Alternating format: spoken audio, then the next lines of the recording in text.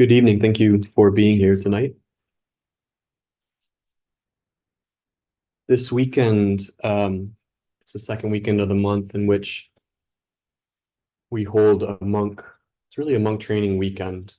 This evening, there will be a few closed session talks by our most recently ordained monks, and tomorrow we'll have open talks from the senior monks. And this weekend, everyone was given an opportunity to pick any teacher from Buddhist history to talk about.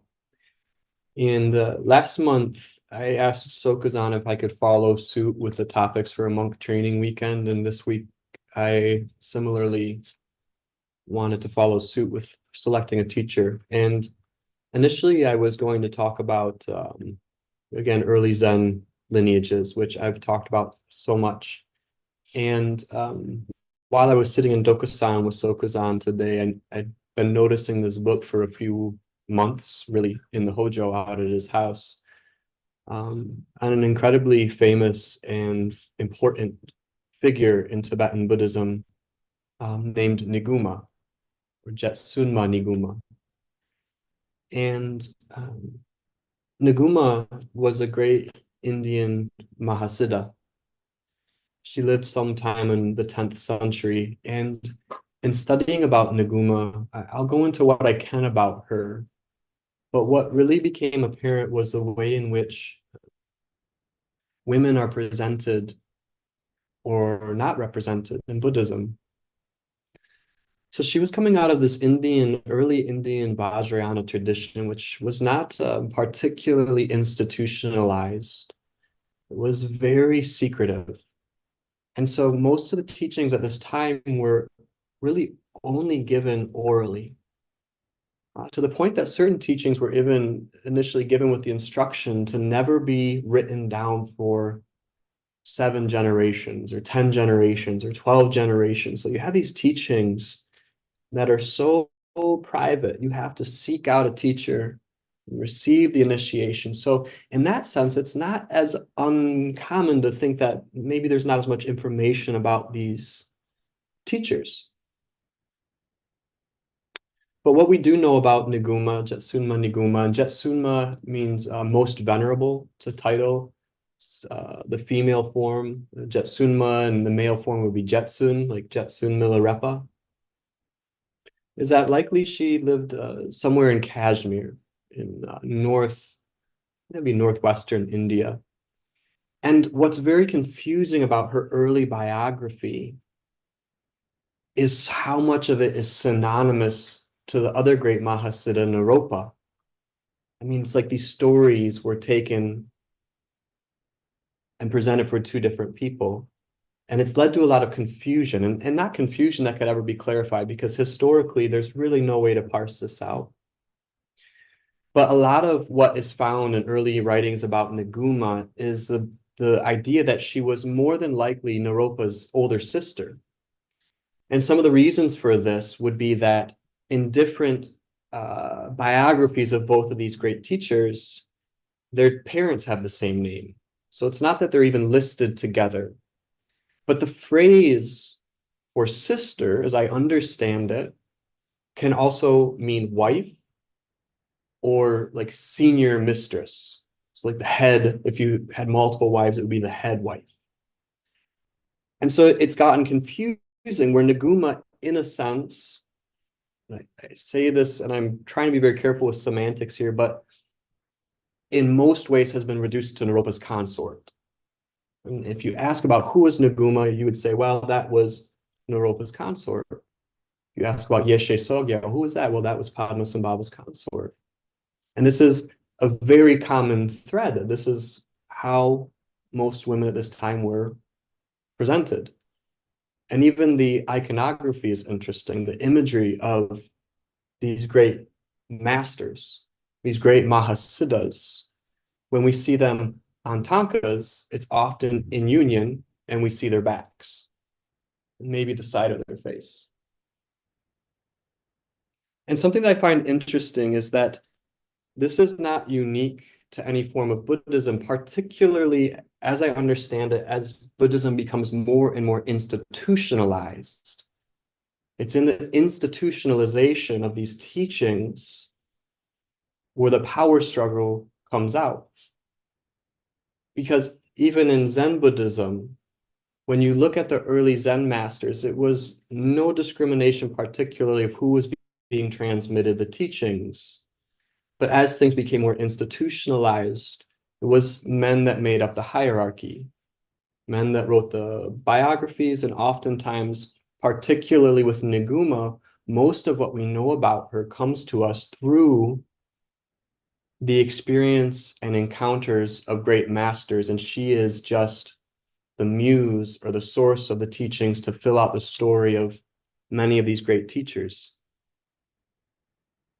But she is well known in some ways for one particular teaching, which is the 6 yogas of Niguma. We often hear about the 6 yogas of Naropa, if you've studied Tibetan Buddhism.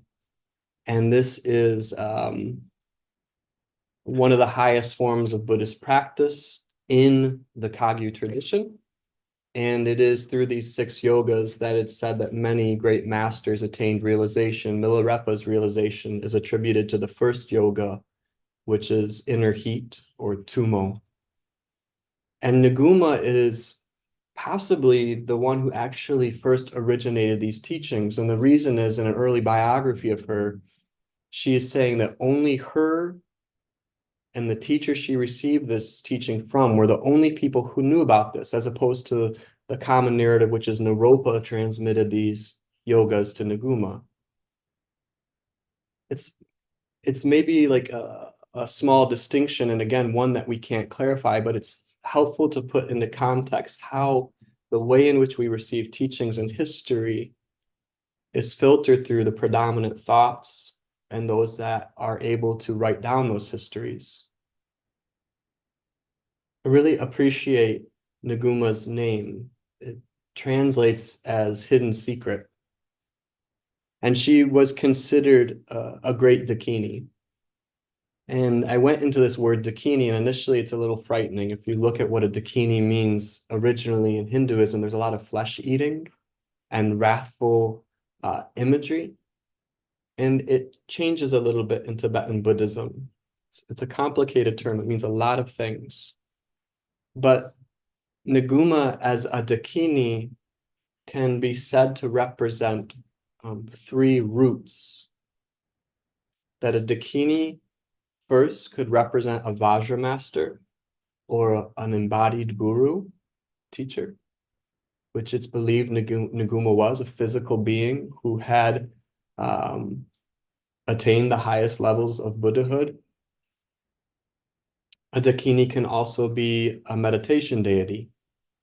Sokuzan's, one of his practices, Vajra Yogini, and Vajra Yogini is a Dakini who manifests as a wrathful form, a young girl with, I believe she's holding a katvanga, a trident. Is that? And so a meditational deity. And the third form, a Dakini can show up as a protector of the Dharma. And in the long refuge vows, you learn those, you take refuge in the Dakas, Dakinis, Dharmapalas, and protectors who possess the eye of wisdom.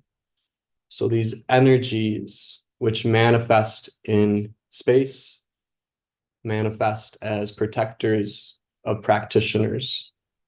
So even some of the stories we receive about Jetsunma Niguma happened long after the physical body was no longer present, but she continues to manifest to provide teachings to practitioners. She was also considered the founder, as Sokuzan said in the As It Is meditation, of the Shangpa Kagyu lineage. And what I thought was interesting about Shangpa Kagyu is oftentimes when we think of Kagyu, most of it arrived through Marpa the translator, and we have the 4 greater and 8 lesser schools. But Niguma's school of Kagyu traces itself uniquely back to India. And there's considered 8 chariots of Buddhism, 8 ways in which Buddhism, 8 lineages in which Buddhism was transmitted into Tibet. And so Niguma holds a unique place in being the actual founder and transmitter of a unique Dharma from India into Tibet. And I wanted to read to you what's often considered the most famous of Naguma's verses. And this verse comes to us from her main disciple, and his name was Kyungpo Naljar. Probably not saying that right, but he was one of her foremost disciples. And this verse goes as Kyungpo is been told to go seek this Dakini for teachings. And Dakinis often reside in charnel grounds. And so he goes to the charnel ground to see Niguma. And so he sees this deity appear in the sky before him, this Dakini, and asks for the teachings. And she says, if you stick around long enough, I'm going to call the other Dakinis and we're going to eat you. And as with most hero stories, there's some test, and this is the test, and he insists, no, I'm here to receive the teachings from Niguma. And so it goes on. She then bestows the empowerments of the practices of illusory body and dreams. So these are two of the 6 yogas, illusory body practice and dream yoga. Tells Kyungpo to get up and then transports him miraculously about 25 miles. There in the sky above a golden mountain, like the great Mount Avra, the Dakinis perform the feast ceremony and dance about. The golden mountain has 4 rivers of gold pouring from the 4 sides, and Kyungpo asks if it can really be somewhere in India, or if it is the Dakini's magical projection. To this she replies with perhaps the most famous verse associated with Niguma, reiterated in various ways in the path of illusion. And here's the verse. This variety of desirous and hateful thoughts that stands us in the ocean of cyclic existence, once realized to be without intrinsic nature, makes everything a golden land, child. If you meditate on the illusion-like nature of illusion-like phenomena, actual illusion-like Buddhahood will occur through the power of devotion. This reminds me of something similar Sokuzan said to me this week. Didn't say it in verse, but what I understand Naguma to be saying is that whether this physically exists or is a apparition is irrelevant. And that is essentially what Sokuzan was trying to, I feel like, point at for me. So her student is seeing this outlandishly beautiful, overwhelming sight, and he's saying, is this India, or are you just making this happen? And she comes back and essentially says that this bifurcation you are creating is the nature of samsara. That no matter how solid something is, if you see its nature to be without an intrinsic self, and then it becomes gold. So what's really valuable or important about that is not that if you see that it's without intrinsic nature, it doesn't matter, or it vanishes, or it disappears, but it becomes precious. And in reading about Niguma or any of these Vajra masters, and then reading about all these Zen masters, it seems like they're talking about the same thing. The imagery is quite different. You know, Zen doesn't have flesh-eating dakinis that I know of. And, you know, Tibetan Buddhism is sometimes stereotyped as being full of that thing. But when you come to these great masters and they give these pith instructions, these very direct pointing outs, they're pointing at the simultaneous emptiness and yet the precious luminosity that arises when that emptiness is seen. The line that Sokuzan often quotes from the Sadhana of Mahamudra comes from the section on surrendering, and it says, whatever is seen with the eyes is vividly unreal in emptiness, yet there is still form. This is the true image of Tusum Kempa, whom now I supplicate. Whatever is heard with the ears is the echo of emptiness, yet real. This is a clear and distinct utterance of Mikio Dorje, whom now I supplicate. So the recognition of what we perceive through the sense fields, these grand palaces, flowing rivers, is empty, and yet it doesn't mean that the illusion can't continue to function. And to the point where Niguma says, not only can it continue to function, but it becomes perhaps more precious than it ever was when we thought it was true, solid. And so it's been an interesting week. I've been studying a little bit of this and a little bit of some more contemporary Zen masters, and they're all endeavoring to get the student to look at the same thing.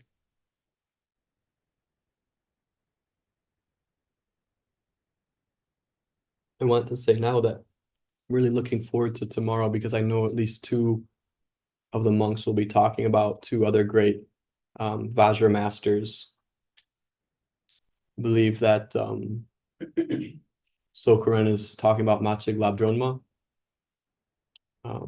powerful teacher who is often associated with the practice of Chud, or feeding demons, or very much about the practice in charnel grounds. And I believe Senshu is talking about the master Yeshe Tsogyal. So should be really wonderful. I think they're both speaking tomorrow afternoon. So are there any questions for this evening? Jishin bowing. Chiezan, I missed the one word, which when you said that when you see that it does not have interesting nature, it becomes what? I didn't hear. My understanding of what Niguma is saying is that when you see that something is without intrinsic nature or self nature, that it becomes even more precious. Thank you. Thank you. Shoro. What is devotion as it's being talked about in her verse, Alan?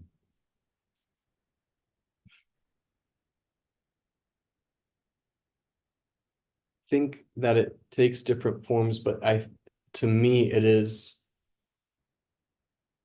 a commitment to see the truth to the end, to fully and thoroughly commit yourself to seeing the truth precisely in the forms in which it arises in our day-to-day life.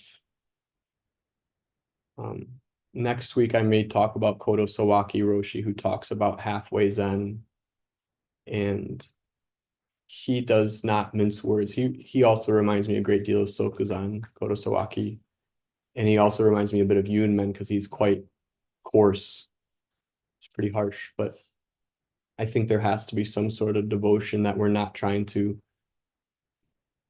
soften the teachings and puff up our world so that we can have a happy medium, but that there is an absolute intention to see the truth.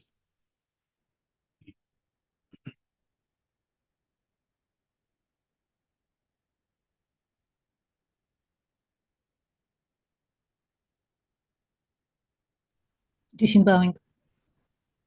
What do you think that preciousness is? Bowing. I think part of it is to not be enslaved to what is arising, but having the freedom to relate to it so that you have a sort of flexibility or fluidity to move with what is arising in front of you. So something becomes very precious because it is the substance of your awakening. I think Sokuzan was mentioning that earlier today. My memory's a bit blurred whether this was in my Dokusan or in As It Is just a few minutes ago, but that everything is Buddha. And so recognizing that the very negativity that brings us to the path is not different than the energy to save all beings. That's difficult because as a concept, it doesn't work. There's always going to be some level of warfare. And so we can't necessarily implement that, but we can look at the way in which we fight with aspects of our mind and grasp at aspects of our mind. Thank you. Navid, did you have a question? Yes, thank you. Can you say little bit about the practice of illusory body bowing? I don't know that I can too much. There was a time Sokuzan sent me into retreat for about a month of 5 or 6 years ago, where I spent a lot of time on these 6 yogas, not practicing them. I wasn't, but just reading them. And I don't recall the details of a lot of them. Like the first one with Tumo has to do more with the channels in the body. There's a central channel and there's these periphery channels. And what you're doing is endeavoring to clear these channels so that the energy can flow naturally. And then there's like the powa, or the conscious projection, where you're actually at the time of death projecting your consciousness out of your body into one of the pure lands, like Amitabha's pure land. Similarly with dream yoga, you're working with you're becoming lucid, and you're beginning to see how we confine ourselves through our beliefs in a realm that has no form or laws except for the ones we impose on it. So it's different ways of awakening, and they don't have to be practiced progressively. Like when Marpa translated the 6 yogas, he gave each one of his 6 disciples one yoga to work on. And as I said, Milarepa strictly received the Tumo practice to work with. The illusory body practice isn't coming back clear enough to make comment on right now. Thank you. Thank you. If you're interested, I think the first English translation was by Glenn Mullins. I wouldn't recommend it at all. It's very dense, it's very complicated and abstract, and I don't feel that other than just, you could go to the Wikipedia page and read about the 6 yogas, and it would take you less time than reading the 200 pages of translations and transmissions of these ancient teachings, which really feel like they need to be taught in the context of a strong container.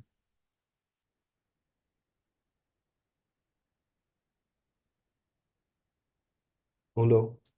Hondo, how do Naguma's teachings inform you in your relationship to your teacher, in navigating, that devotion? How do you work with the difficulties? I can say I've not spent enough time with Naguma's teachings. I unfortunately, or fortunately, I was trying to study while Rumi was zipping around the house. So I got about 15 or 20 minutes of trying to find some points. What stood out to me a great deal was just the presentation, how different it is, the way in which the female teachers were presented and taught about as opposed to the male teachers.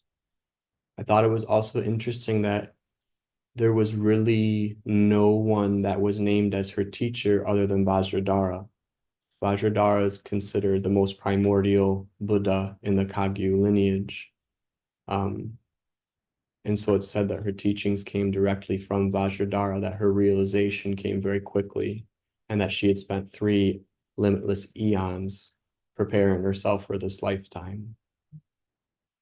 So I can respond to that question, but just not in the context of how it shows up from Niguma, if there's something more about that. Well, I'm thinking about particularly some of the teachings from our teacher are difficult, if not excruciating. How do we work with those? How do we see what the teacher's pointing at, even though we can't see it? How do we navigate the teaching, even though it's really difficult to see it as teaching? And with all of your reading this week, I was wondering if anything came to light. I wish I could give you a more direct response. I think that's a really important question and valid. And the way each one of us does that, there's no way to set a precedent for it. And even contemplating the question it brings up to what extent do we have a say-so over how we receive teachings? How much can we truly manipulate the way in which the causes and conditions that are arising spontaneously come together abrasively or in harmony with the causes and conditions that arise as our teacher? I can say that this is something that I'm working with very privately and personally. And if you want to bring it back to what I'm reading, that it is a foundational relationship to the practice itself. If we don't have a foundation rooted in practice, it becomes so abstracted that eventually some thought is going to win, and we will return to navigating our path based on our thoughts. That if the practice is not there, it's just so easy to get sucked back into the deepest parts of samsara. And even with practice, that may happen. And so one of the ways that I work with it with Sokuzan is looking at the ways in which I can begin to reprioritize that simple practice of meditation, which sometimes is lost, particularly for me in the midst of my administrative responsibilities. There's also something that seems to be non-conceptual about it. That there's really no way to justify it, and I think it's a bit disrespectful to try to explain it too much, because what continues us on the path isn't a thought, and for me, it's not a thought or a concept. And I couldn't point out what exactly it is other than I don't want to use this word too lightly, but choiceless. Like if it were up to the choice of ego, if it were up to the choice of logic, there's so many things that are easier to do. And I think that's interesting to see as we continue on the path, that in the face of what feels like a tremendous amount of adversity, rarely is there ever a serious thought about leaving the path in its entirety. I don't know many people that just completely just wipe their hands of meditation practice. Bit of a long-winded response.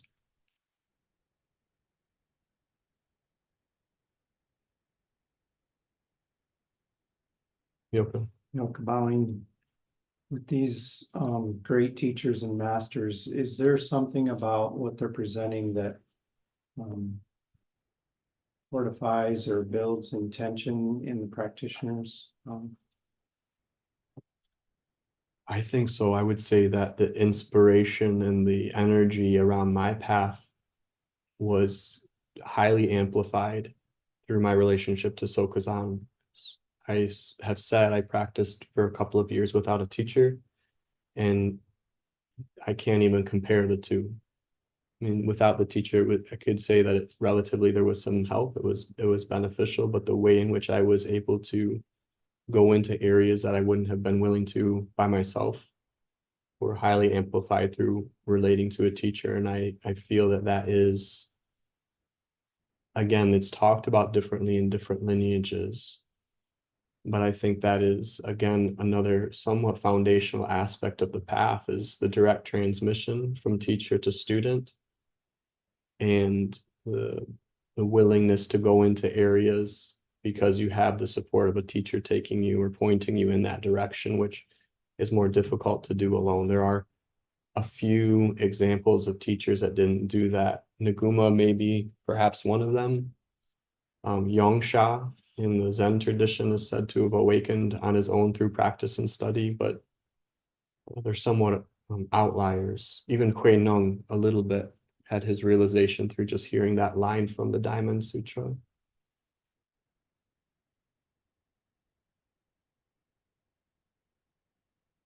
So Grand Valley, can we take a concept like Dakini and expand it into this community as something relevant to men as well as women, to humans as well as what might be multidimensional? I would say that we can, and that it's a tentative area for me to go into because one, it's very nuanced, and two, it's very sensitive. recognizing the position I'm in to even think that I could talk about that too much, but I think it opens us up to a conversation. I don't know, feels a little silly to say, but I sometimes feel like I'm married to a Dakini.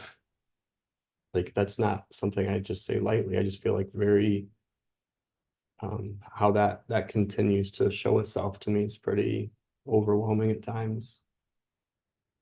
So Corinne, bowing, why wouldn't you say you're married to a Buddha? Bowing. I don't know if I'd go that far. Okay, I could say that. There's something really, really powerful about sensuous feminine energy. And that has, again, I'm not talking about feminine and masculine, it's like penis and vagina. The warmth, Niguma, the hidden secret, no desire for recognition or acknowledgement. There's something very powerful, but it's easy to miss because it's not demanding your attention. So the classical example in Buddhism is wisdom and skillful means, prajna and upaya, represented in Tibetan Buddhism by the Ganta and the Dorje.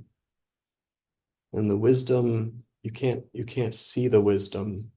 Wisdom doesn't need anything. It's not asking for attention, but at times the wisdom manifests as skillful means, which is it's easier to recognize perhaps, or it has more of a physical manifestation.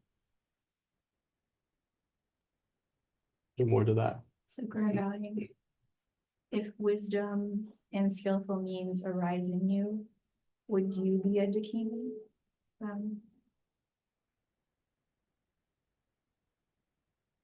I'd like to think so.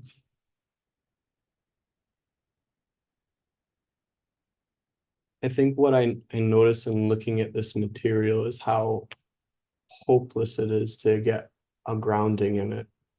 And I try to use it more to reflect on the areas in my path which feel stuck or rigid or solidified. And so instead of using them as placeholders to give reference, I endeavor to relate to them as a way to help maybe deconstruct what feels solid. And so looking at the concept of Dakini as a Vajra master or an aspirational deity or a protector, it just inspires me to continue to look at what this is, regardless of what you call it, because in the end, if you call it anything, we're still dealing with something that very much is arising out of dependent origination. We're still dealing with the phenomenal world, which, as Niguma says, when seen through, is even more precious. But we can't see that preciousness until we see the way in which we've overlaid it with so much bias and prejudice. So that idea of a lack of reference point is inspiring to me. But what happens when those reference points drop away? I don't know that I could comment on that. So Corinne, could you see the solidity of the female being a Dakini, a solidity of a reference point? Could you say a little bit more about what you're asking? Could you also speak up so thank you. So Corinne, bowing, does it show up to you that using the word Dakini as a woman solidifies the concept of a female,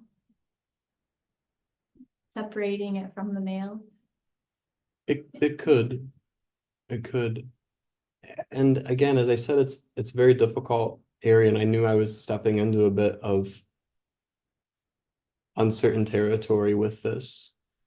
But what I don't want to do is completely reduce it to a form of relativism where everything means everything and nothing means anything. And so as long as we're relating to these concepts with the intelligence that they are a fabrication, there's still that opportunity to relate to it skillfully. But when we take an archetype and turn it into a stereotype, I think this is where things become more difficult, because an archetype is just an example that we can relate to work on the path. But when it's reduced to a stereotype, it becomes a generalization which no longer requires investigation. So the Dakini as an archetype could help us, any one of us, relate to the feminine energy in whatever proportion it arises, could help us relate to that aspiration to be a protector of the Dharma, that could help us relate to that aspiration to cut through our delusion. But when reduced to an archetype, it becomes very stale and meaningless in a sense, other than we can talk about it and we can flaunt it. And so I think all of Buddhism functions in that realm of, there are powerful archetypes throughout Buddhist history, throughout all history. But when they're reduced in such a way where investigation ceases, we start to have things that appear solid, and therefore we can hit each other with them. They become objects of war. And so I think there's a lot to reflect on in this regard, and it's certainly not something that I can come to any profound ideas about, particularly in 45 minutes. But if nothing else, I hope it offers an opportunity to reflect on areas that we're magnetized by and areas we feel defensive of, because both directions are indicating the area in which we are holding ground. Is there a final question, Shoto? Sure, bowing. What keeps the foundational practice from being kind of lost the, you had said something earlier about kind of the foundation being in practice. What keeps that from being like a shelter for the self-centeredness? I think when it's infused with the energy of a teacher and a lineage, because then it has a living quality. Everything in the path has to have a living quality, just like when I'm saying to Sokren, as I understand it, an archetype can have a living quality and a stereotype cannot, or is unlikely to. So similarly, any one of our practice forms or traditions, if they are reduced to being repeated just for the sake of repeating them, they don't really inspire any investigation. But when they are infused with a living quality, they can point to what is happening right now, right here. And it seems that that's part of having a living teacher, is that it has an immediate quality that something like a book can't always have. Or even our practice when we sit down, if we don't have that living movement, the practice can become stagnated into an idea or a state of mind which we try to maintain.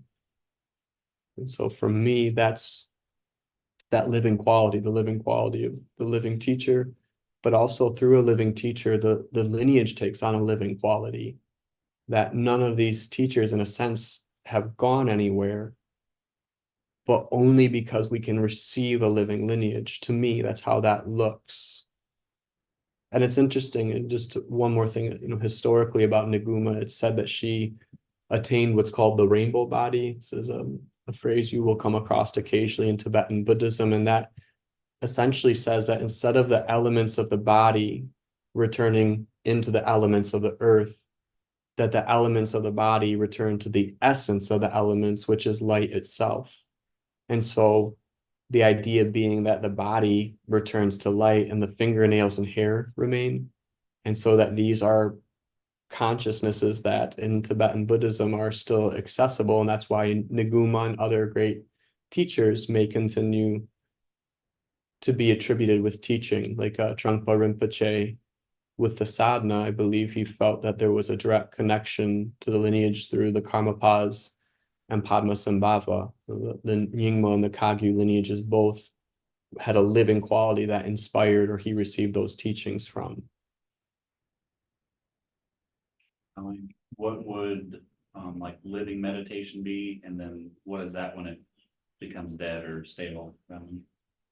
And I can't talk about that universally, but conceptually, the idea would be that when meditation starts to be trying to maintain something, when our meditation starts to become more about being a meditator and protecting something, attaining a state of mind, certain emotions, the living qualities. I've used this word because it's supportive to me. It may not be to others. The living quality is a disruption that is created or arises through the teacher, but also through the Sangha. It's a living quality. It disrupts. It's hard to maintain a sense of idealism when we're having to relate to dynamic situations. It forces us to confront where we've solidified our thoughts. And again, the difficulty that most of us have, or I can say is, for me, is the disruption that occurs or challenges the relative validity of the thoughts. It's very easy to fight back when you have relative truth on your side. And it's not to say that you shouldn't, but we can't use that as an excuse to not acknowledge the fixity that is contacted when the world doesn't function to our standards. Thank you. We can close for tonight.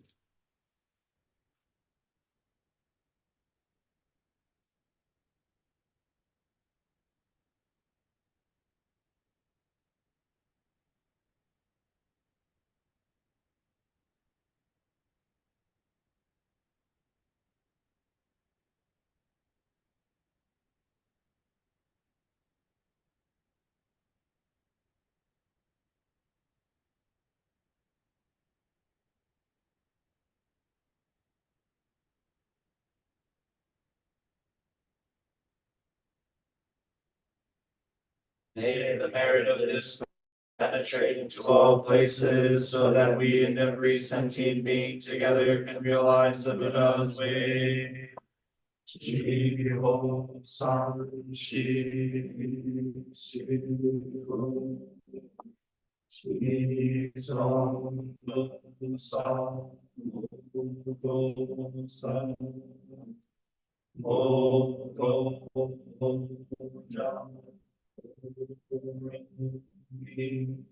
The 10 directions, the 3 times, all the nuts, all the ones, Bodhisattvas, Mahasattvas, the great Prajna, Paramita.